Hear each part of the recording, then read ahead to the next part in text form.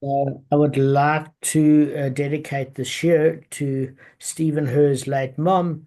It's her Yotzat for Leilu Nishma Esther Bas Moshe. So, Stephen, we wish you long life.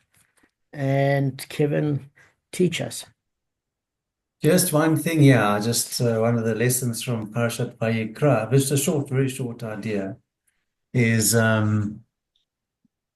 in Judaism or in Yiddishkeit, you have all these rituals and may seem like um, the Havdil things that are insignificant and unnecessary, but by doing the rituals, it helps us be in the game and helps us with our observance. So the rituals are very important. Like you had so it compares the rituals to the way the whole shechting process for sacrifices, the whole process where the blood is collected and sprinkled on the front of the mizbeach, and the burning of the parts of the animals. These are all rituals, but these help us in our observance, and we need them. We can't just uh, wing things. Excuse the pun, because turtle doves are one of the sacrifices. We can't just wing things. Rituals help us and keep us in the game. Um, okay. Um, when you say they keep us in the game, what do you see rituals as being? Like What do you you do mean? certain, there's certain ways of doing, like uh, you, you think of an example, like you put your tefillin on a certain way, and you have to, it has to be said with a shema and ashrei, and you have to shake the lulav and etrog. You do that, you shake it a certain way, and you eat matzah a certain way, and all these things. Otherwise, um, I mean, it's that's So you're it right. keeps. So are you saying that one of the aspects of ritualization is that it inculcates us not dropping a standard? Because with all the detail, if everybody invented kind of their own sort of way of thanking Hashem, pretty much in 5 days we'd all stop thanking him, probably, unless there was a proper structure. So the structure creates the disciplined habit without dropping levels. Is that what you're saying? And also, if you don't have this, then people go to other progressive or regressive forms of Judaism because they say, what do we, all this old, antiquated, these rituals, what do we need it for? What does it mean? So it keeps you in the game. That I makes mean, it takes a lot of work. Yeah, yeah. That makes sense. All right. So we discussed yesterday the concept in terms of the Gemara of the fact, which was quite interesting, that even the Sadducees had to, apart from logical discourse, had to obviously give a sourcing in order that the Pharisees would have buy-in. Because we said with a Kol V'chomer, it's not like a il fortiori argument where it's logic alone. There has to be scriptural basis for it.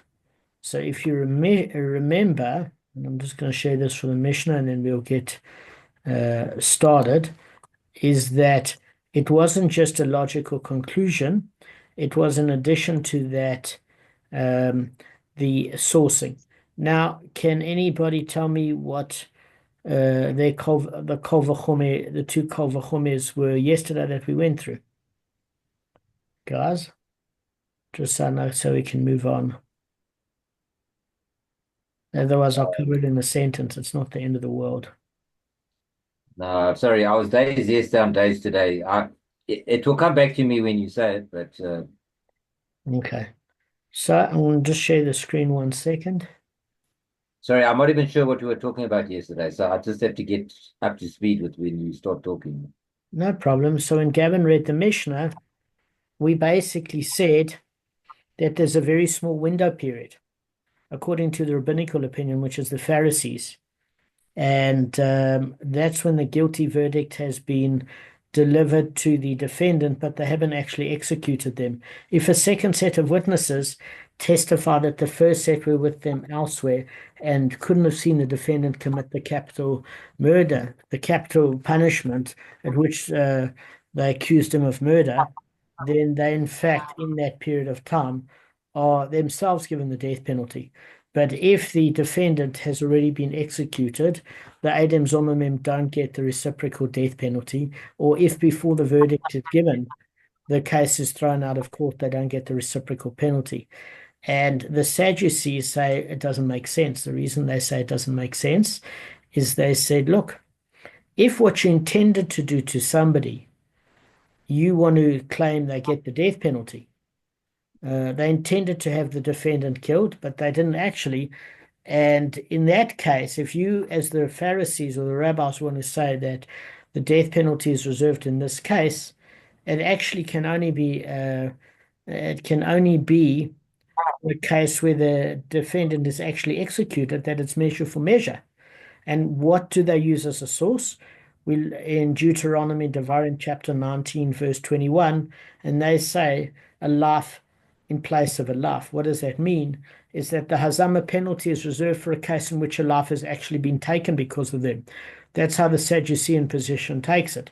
The rabbi said to them, you've got a bit of a problem because the whole sourcing for Eidim Zomemin starts off actually, it says in this Mishnah, Deuteronomy chapter 19, verse 21, but it's actually chapter 19, verse 19. There's a mistake in the Schottenstein.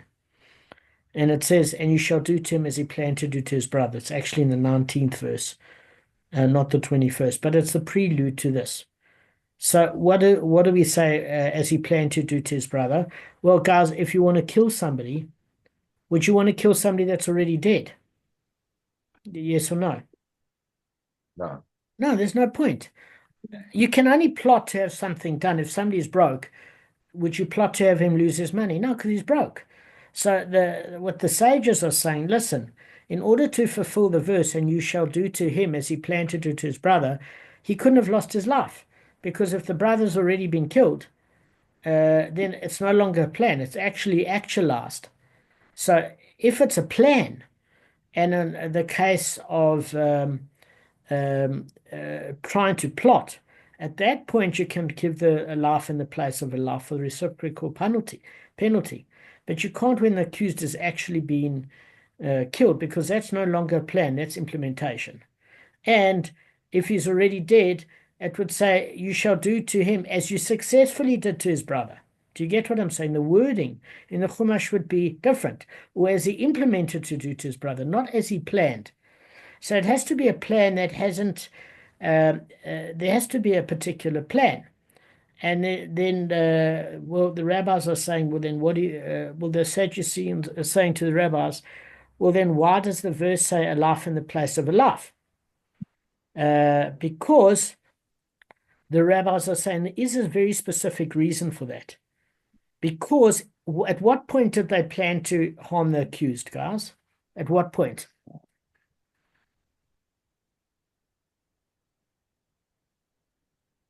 What do you mean by to harm the accused? Is that what you said? In other words, the plotting witnesses. If you look at the plotting witnesses, they planned to have the accused innocently convicted of that particular crime from the get-go. So Yeah. the reason is if you only implement and you shall do to him as he planned to his brother, then at any stage of the plan, you could give the Eidim Zomemin when they were caught out by a second group at which their plan is actually revealed. Up until then, you think they're legitimate witnesses. But at the point where you figure out the plan, then at any point you can apply the reciprocal penalty. And what we're saying is here is that the rabbis have needed the verse a life in place of a life, meaning you can't just implement it based on the planning alone. There has to be almost a life in the place of the life. So the only time it becomes critical is at the point where the accused is actually sentenced to death, but they haven't carried out the verdict. So at that point, to give the reciprocal penalty fulfills two verses. Number one, a life in the place of a life, because at least in a legal sense, that person has been convicted to death. So therefore, a life has been taken in the place of a life. The fact of it is, the sentence wasn't carried out, which means it's the second part, which is, and you plan to him as you try to do to his brother, meaning it was a planning. It's not as you implement it to do to his brother, meaning it's got both. It's got that aspect of halachically, a life has been taken from a legal standpoint. It's dead person walking, but it hasn't been implemented, and therefore it's not an implemented strategy. It's a plan to do as his brother. So it has to fulfill both verses. That's what the rabbis say. And that's why they say it has to be within that window period. Do you get it? Yeah, it's interesting that it has that factor as well. Both those factors, yeah. Yeah, Does because I anybody mean, have now any- the second set of witnesses. Yeah, sorry, Brandon, I lost you there. Just repeat what you were saying. No, I was just thinking, like, now the second set of witnesses, usually you think that if a witness comes when they come, but they could actually say that they can actually plan, like, do we testify in the beginning, in the middle, or when the verdict's already been given? So Brendan's bringing a different point, is that he's talking about the plotting of the second set of witnesses, etc. So the thing of it is, unless they've got it in for the first set of witnesses, it's a very dicey game to come at the end. Say you're very, very worried about this first set of, say Gavin and Kevin were at dinner, and Kevin at that point comes to South Africa with a first group of witnesses, and Gavin and Kevin work out these are bad oaks and they want to have an innocent person killed. Even if that's the case, they would be happy if this person legally had the case dropped against them and it was duly noted by the court that these were plotting witnesses, at which they would probably be ineligible to have any future testimony, because there's certain things which means Eidim Zomemin cannot. In other words, if somebody's a professional gambler, you can't be a witness. If there's certain sins they've committed, you can't be a witness. You cannot be a witness if you related to either the accused or the defendant, to the proponents of the case. That's Because interesting. there's biases. So what would happen is, as Brendan pointed out, it would be duly noted that these two were Eidim Zomemin. The case would be kicked out of court. But we know that Gavin and Kevin, just because they want to get this, the first set of witnesses who are lying to tell the truth, they don't want to get these first set of witnesses killed, but testifying at the exact point where the accused is sentenced, even if the verdict isn't carried out. And there's a reason, Brendan, there are three reasons. Reason number one is, if your timing is bad, you've got an innocent person's death on your conscience. And Kevin and Gavin would never do that. What if your timing is bad? What if you can't come to the court that day? What if somebody got COVID? What if somebody broke their leg? You're playing a very, very dicey game. And generally, it would be quite rare that it's not almost immediate from sentencing to carrying out the verdict. They never wanted to traumatize the victim by putting him on death row. So it would occur pretty quickly. So I don't think that they would want that on their conscience. Do you get what I'm saying? They wouldn't want that on their conscience at all. So unless they're psychopathic in and of themselves. But then if they also Eidim Zomemin and the first set are innocent, then there's also cross testimony of witnesses, at which the second set isn't always automatically believed. They also have to go through some rigorous process of testing their veracity as witnesses. They have to be eligible witnesses themselves. So, so if they get through the almost the screening process, we believe in the second set against the first set from Moshe at Har Sinai. But there's another spiritual concept. So that first reason is Kevin and Gavin wouldn't want that on their conscience.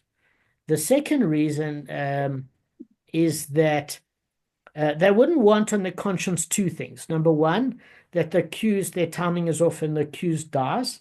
Or if two people died, even though they did conspire, there's a hell of a difference between them conspiring to get one person killed and Gavin and Kevin conspiring to have two people killed. It makes them no better than the Eidim Zomemin. Why would it make them any better than makes them twice as bad? Do you see the point of what I'm saying? Yeah. So what they would want to do is they'd want to get the case thrown out of court as quickly as possible and have these witnesses blacklisted that they can never testify again. That suffices. That does suffice. And then no, and the third thing is there's something called a earthly court governed by Hashem's Ratzon, meaning the court cases as are played out here about spiritual consequences that are going out in Shemaim.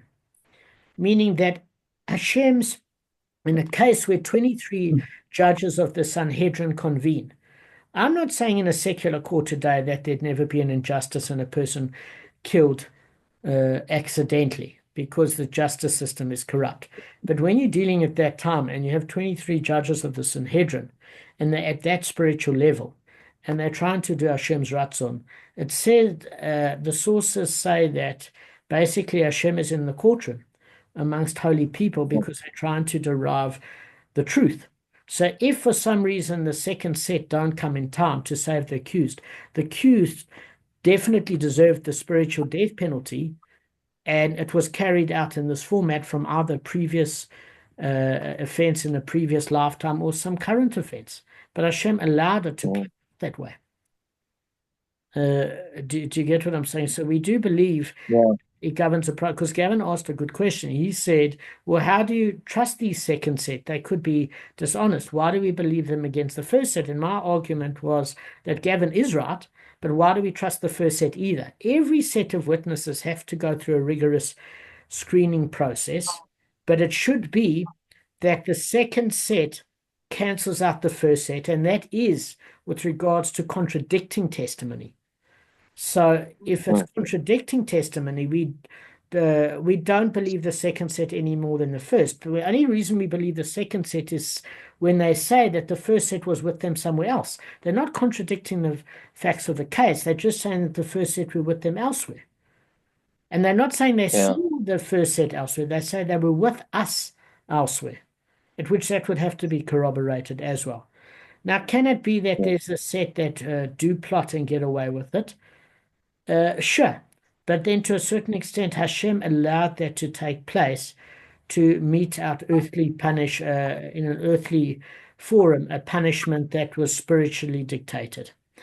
Every bullet has an address, and no one can die unless Hashem gives the authority.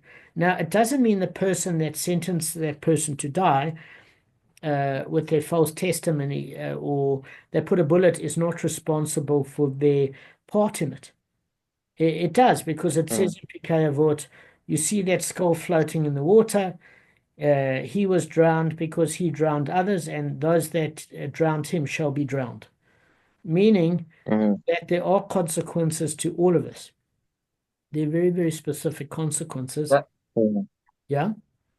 I just want to make a comment and then ask a question. So I just want to make a comment. I don't know if it applies as well to monetary cases, whether Hashem's there or not, but I think he is. Because I had a big court case at the Kabb. I won't mention the details. And I lost that case, and I actually accepted it. And the reason why I accepted it, even though I think I was more right than, definitely far more right than wrong. In fact, I think I was right. And I lost it because I think I didn't deserve to win it. And so I was, because Hashem is in the courtroom. And that's why I never really challenged it or anything like that, because Hashem is in the courtroom. He made that verdict that I should lose it for whatever reason. And so I walked away from it. So I definitely feel that is the case. All right, that's number one. And then number two, what I wanted to ask you, that was just the comment I wanted to make, because it's my own personal experience, but it was a monetary issue. It wasn't a death penalty case like this type of thing. So it wasn't as hectic. Then the question I wanted to ask you is, I don't know if you know, I don't know if it's mentioned there. All right, if the verdict, if if they come and if the two witnesses come, the Eidim Zomemin, right? The two witnesses come and they give witness testimony after the verdict's done, and then these guys get the death penalty. Okay, then they get they die in this world, right? If it's in that window period. If it's afterwards, they get off and they get punished in the next world. Now, if they come before the verdict happens, then the whole case is chucked out. So what do you think? I don't know. This could be just a general gut feeling. Could it be mentioned there? What's the punishment in the next world between when it's kicked out of the court completely versus when the verdict's actually carried through and they don't get the leniency because it's after the fact. I think it's a very interesting question. Did you hear Gavin's last question? I don't know if I worded it correctly. There are three possibilities, okay, in terms of the last one. So this is an issue that is brought up in the commentaries. It's a good one because there are three different forms of severity here that Gavin's talking about. So let's just analyze them. And just the three forms of severity are as follows: is that how does it impact on the next world? So if the accused has in fact not been killed, okay, but the Eidim Zomemin were killed, and they accept it as the Ratzon of Hashem, and they use that opportunity for a full atonement, and they embrace that opportunity. In other words, because a death sentence doesn't necessarily provide atonement if you're in denial. So, for example, you know, when they interviewed people like Ted Bundy and other people like that, there was no remorse. They happened to have been killed because they posed a danger to society, but they never used that opportunity in terms of getting atonement. Does it still provide an atonement of some level if there was no remorse? I'm not sure to what degree. It might provide maybe a 2% atonement, might a 10. I don't know what the numbers are, but they never embraced that opportunity at all. But let's just assume they do what Gavin did in the financial case and understood that even though because the first thing they could have is, you must understand that where this is more complicated is if a person commits a murder, they're warned by two witnesses, they have to acknowledge it and do it anyway, and they have to acknowledge the punishment. So they know they've taken a life themselves, and therefore they're not surprised if their life is taken, even if it's indirect and they get the Bavli treatment. They can quite clearly say they committed a murder, and most people under that circumstance feel a little bit of regret. They might have done it in a spirit of temper or whatever the case may be. Here, it's a much more difficult level of atonement, Gavin, because most people would say, but we didn't do anything. So why did they deserve to die? Well, like as Eidim Zomemin, they'd say, why did they deserve to die? So in other words, it's much more difficult to embrace the Kapora aspect, the commentaries say here, and it takes a higher level because they haven't actually caused a life to be lost. But why do they deserve that higher level of embracement?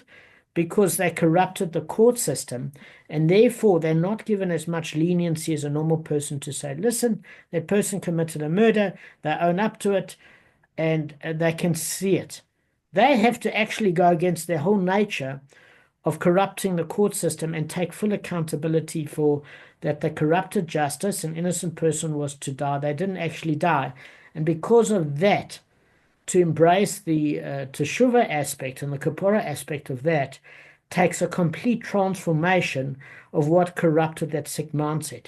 So they tested far more stringently because what they did was they actually damaged the Sanhedrin. They could have damaged the Sanhedrin and the Beis Din legal process completely. So it's a much more difficult form of teshuvah because the first thing they're going to say is, well, why do they deserve the death penalty? Because they didn't actually cost it. And that's why it was such a complicated sort of extreme punishment, because very few would embrace that sort of teshuvah process. And therefore, it's not a full exoneration. However, because the person did not die, that sort of extreme punishment might be the only way to almost atone for the level of corruption and sinister plotting and prejudice. Do you get what I'm saying, Gavin? In other words, Yeah, but they don't get killed if it gets chucked out of court. no, no, no, So no. they I'm get going to address your other two. I'm yeah, just yeah, addressing the most difficult, which is yeah. Okay. this one, which is the case of uh, what because there's three answers to there's three different steps. So the one is we do know for sure that if the innocent person is convicted because of their testimony, they're going to have an impossible time in the next world because there's no opportunity for atonement through losing their life. So they're going to face the music. They're going to face the full Mm. music. If they turn around and say that this person was meant to die, the obvious answer in Shemaim would be, so who chose you to be the executioner? Why did you take it upon yourself to be the executioner? So therefore, they're going to have an impossible time. In the first case, where it's just chucked out of court and no damage was done, their teshuva in certain ways is much harder in a certain way because they don't have this atonement of losing their life. So how do they provide atonement? They're also in a big amount of trouble. That first group, a big amount of trouble. Hashem intervened to save the life of that person, but they are in a big amount of trouble. The case where they were actually executed for a crime they didn't successfully carry out is the one which is the most merciful on them to a certain degree. But it's merciful if they embrace it. If they don't, it certainly does provide much more atonement than a standard killing, perhaps, because nobody actually died here. But for the level of corruption of the justice system, as well as what they intended to do to somebody innocent, is going to take that sort of extreme embracement of the death penalty. The only question is if they don't use it as a form of atonement, because they don't actually kill the innocent person, does that provide enough atonement for them in a certain respect in the next world? So we say that maybe they might come back as a Gilgul where somebody does it to them, and then they can feel what it's like to panic when somebody gets them killed in another lifetime. Am I making sense? Brendan, one sec. Then to illustrate Gavin's point with regards to monetary matters and the base din about having this sort of feeling, in that particular case, and I'm just going to unpause this share for a second before there's a reason this mustn't go on YouTube. Hang on. I realized Or something. I realized that I'd messed up, and that's why Okay. I embraced it. It's Thank being you. recorded now. Okay, Brendan. Yeah. Yes, something that I want a bit more clarity on is in Yiddishkeit, what's the viewpoint with the scale where it balances good and evil? Can you be more specific? Like I'm just thinking like what is the ultimate goal? To have like a lot of good in the world, or must there be like a balance between like the two forces? Okay, so the thing of it is there's a book by the Ramchal called Derech Hashem, and the Hi, Pam. Sorry. the optimal state in the world before Adam ate from the knowledge of good and evil was that evil was something Yeah. external from us. So the whole balance is that the world isn't in balance. The entire point would have been to have had immediate eternity and redemption, etc. And the problem now is that there's not the goal isn't to have balance. The goal is to be as close and cleave to Hashem as possible. And it's the negativity that we've created that damaged the world in a spiritual and a physical way. And therefore, it can't be a balance. When you're talking about this yin and yang and balance in Yiddishkeit, we're learning, for example, in prophecy, where you've got Ruach HaKodesh and then you've got idolatry, that the minute you have, for example, sexual immorality and yet procreation. So you always have a balance of choices. But the goal is certainly not to keep the balance. Nobody wants more evil in the world at all. You want it to be good. Yeah. But the one of the things of the definition is if you're cruel to the kind, sorry, if you're kind to the cruel, then you're cruel to the kind, meaning where this world is misplaced at the moment is they think that you should be good, and goodness means being kind to cruel people. And the Torah view is wiping out Amalek, and the fact of it is you get rid of evil completely. So if somebody is evil, Mm. you get rid of you deal with it in an not in an you deal with it in a hectic way, in an absolutely hectic So we way. get rid of God. Yeah, so the thing of it is, it's otherwise you have to have a balance between Gevurah, which is strength, and Chesed, kindness, and Yaakov, which was that balance, which became Yisrael. So it's a knowing when to be hard and it's knowing when to be soft, and none of us get the balance right at all. Mm. Yeah. So Not very talented. yeah, so you have to know appropriately when to put your foot down, and then also when to apologize. Like if you're in a bad mood and you snap at somebody, you think, sheesh, I didn't have enough sleep. I was wrong. I'm gonna just apologize. I was wrong, and not like to stand your ground. And also when you're being walked over, Mm. to say, no, I don't want to be walked over. That's not fair. So it's a balancing, and it takes a lifetime to master. I haven't mastered it, and I think very few people do. But I think that's where the Torah helps us govern with Musa development. Mm. Mm. All right, so guys, what we just dealt with were concepts here about what Gavin brought up, the Kapora, and how it changes at the different stages, where it's just thrown out of court, when they get the reciprocal punishment, or when it's too late to get any redemption. I think we dealt with those three aspects sufficiently. Gav, did it make sense? No, it does. I had an idea, but obviously I just wanted some clarity on it because it's quite complicated. It's interesting though. I think you explained it very well. Thank you. Pleasure, pleasure. Look, the thing of it is, even today, by the way, Hashem does govern non-Jewish courts of law because it's one of the 7 laws of Noah to set up courts of law.